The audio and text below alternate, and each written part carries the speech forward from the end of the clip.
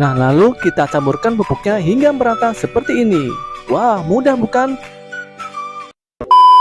Halo guys, di video kali ini saya akan bahas tentang apa itu pupuk dasar, apa manfaat pupuk dasar untuk semua jenis tanaman, dan bagaimana cara membuat pupuk dasar tersebut. Seperti kita ketahui bahwa dunia pertanian di Indonesia itu menggunakan pupuk dasar guys, karena hasilnya sangat bagus untuk kesuburan tanaman-tanaman perkebunan dan pertanian seperti palawija, tanaman cengkeh, kelapa sawit, dan lain sebagainya. Nah, di video kali ini saya akan mencoba menerapkan pupuk dasar tersebut dalam skala kecil, misalkan tanaman cabai, tanaman tomat, tanaman hias, dan bahkan tanaman berbuah yang kita tanam atau kita rawat di rumah. Nah, makanya jangan kemana-mana, yuk langsung aja.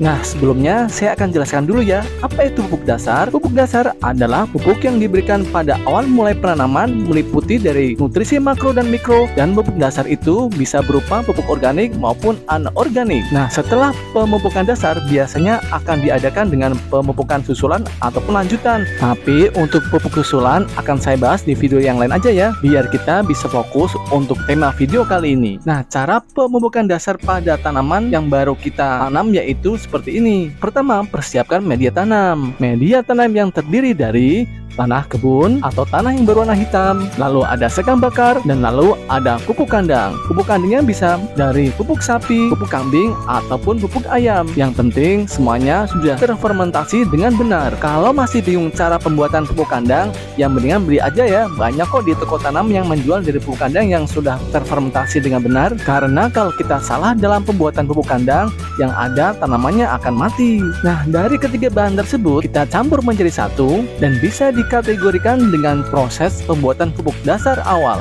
karena sudah mengandung nutrisi dari nutrisi makro organik. Nah, jadi itu step yang pertama ya. Nah, kita lanjut untuk step yang kedua.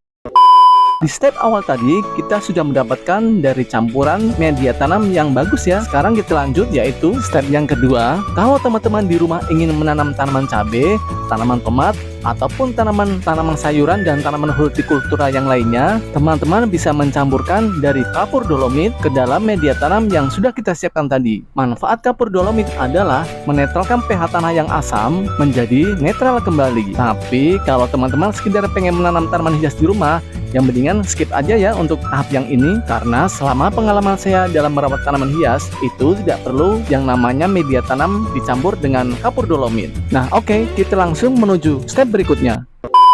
Nah, selanjutnya adalah kita bisa memberikan dari pupuk zat A ataupun pupuk urea.